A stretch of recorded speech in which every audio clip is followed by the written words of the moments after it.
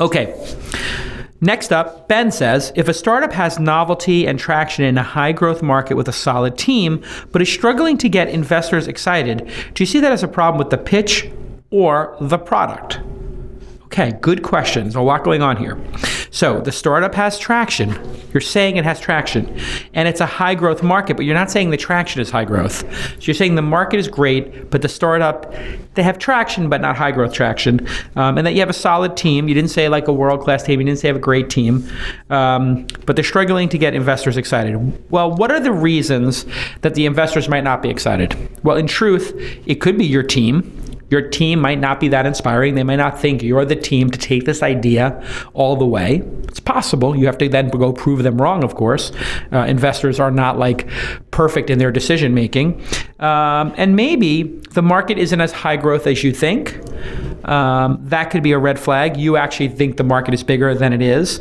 And you mentioned the word novelty. The startup has novelty. Well, maybe people think that it's a little too novel, as in a fad, as in a gimmick. It's impossible for me to tell exactly without actually seeing the product, but it could be the pitch, the product, the team, or the market. The pitch, it's unlikely that it's the pitch. I mean, VCs can see through, typically investors can see through a bad pitch if there's something really great going on there.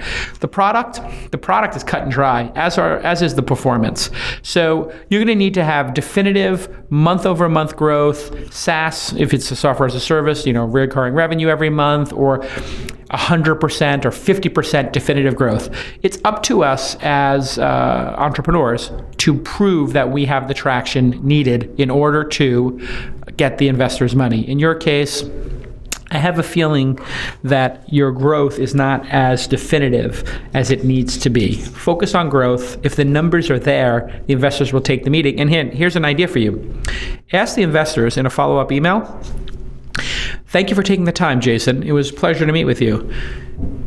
One thing we would be really appreciative is if you could tell us exactly why we were not a good investment for your firm.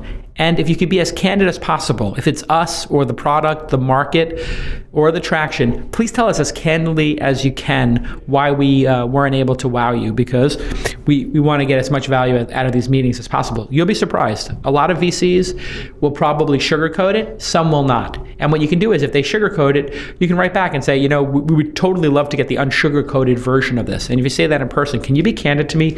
Why can't I raise money, do you think? Let them be candid and just listen. It may take meeting 10 investors and maybe 2 of them will be candid, 8 of them will not. But it's our job as founders, as I said, to have definitive traction. That is your job. So if they're not giving you the money and you're not getting the growth, you can't force them to give you the money, but you can change the growth story. So focus on what's in your control, which is the growth around your startup. Good luck with it, Ben.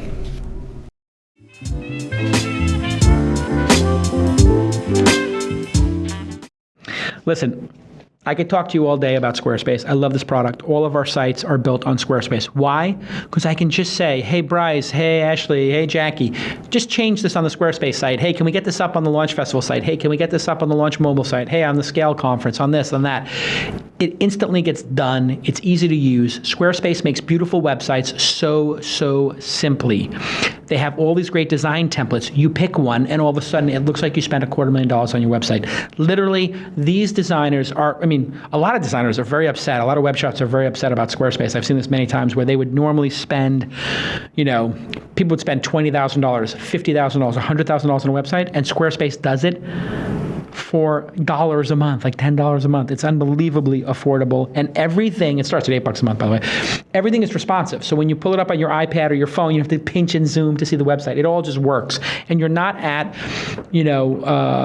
bent over a barrel by all these crazy developer freelancers who then disappear for months. They go, on a hike and they go bike across the United States while your website still isn't responsive or still isn't working.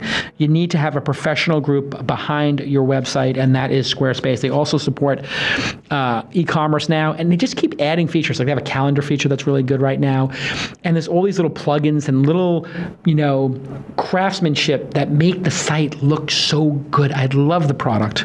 You can start your free trial today with no credit card required, and when you decide to sign up for Squarespace, please use the offer code TWiST to get 10% off your first purchase. Squarespace, build it beautiful. Build it beautiful. Please.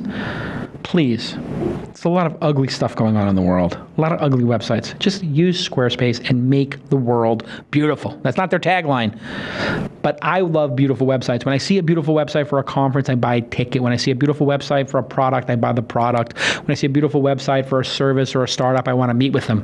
Go to squarespace.com and have a great, beautiful website. It's trusted by millions of people, including some of the most respected brands of the world. Their technology is state-of-the-art, secure, easy to use, scalable. You don't need to have a developer do it. I could talk for days. Thank you, Squarespace, for being one of my longest running sponsors for This Week in Startups. I truly appreciate it. It means a lot to me. Okay, let's get back to the program.